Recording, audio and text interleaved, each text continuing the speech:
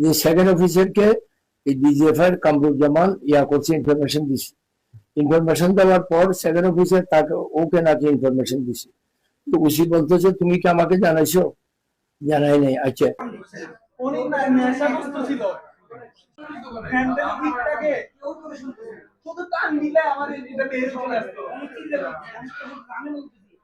যে সেকেন্ড অফিসারকে এই ডিজিএফআই কামরুজ্জামান করছে, ইনফরমেশন দিছে।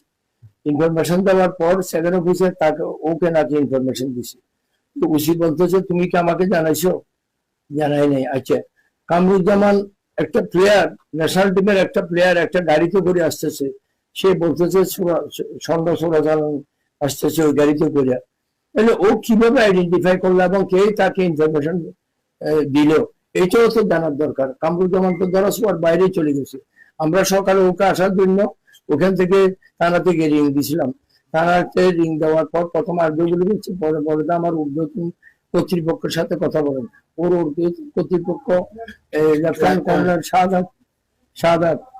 এখন আমার কথা হলো, তুমি ইনফরমেশন পাইছো ন্যাশনাল টিমের প্লেয়ারের ব্যাগের মধ্যে স্বর্ণ আছে, আছে, তোমার কে ইনফরমেশনটা দিল সেটা তো আইডেন্টিফাই করার দরকার।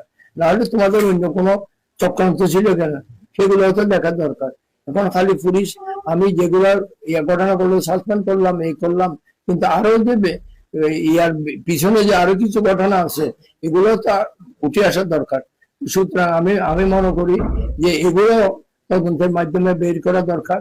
আর যে ছেলেটা ডিগ্রি পরিচয় দিয়েছে এবং পুলিশ অফিসার যেটা করছে এদেরকে আমরা মামলা করছি, মামলার মাধ্যমে তাদেরকে বরখাস্ত করছে, ঠিক আছে, তাদেরকে মামলার মাধ্যমে কোর্টে চালান দেওয়া দরকার, ওদেরকে রিমান্ডে আনে বাকি ঘটনাগুলো উদ্ঘাটন করা দরকার।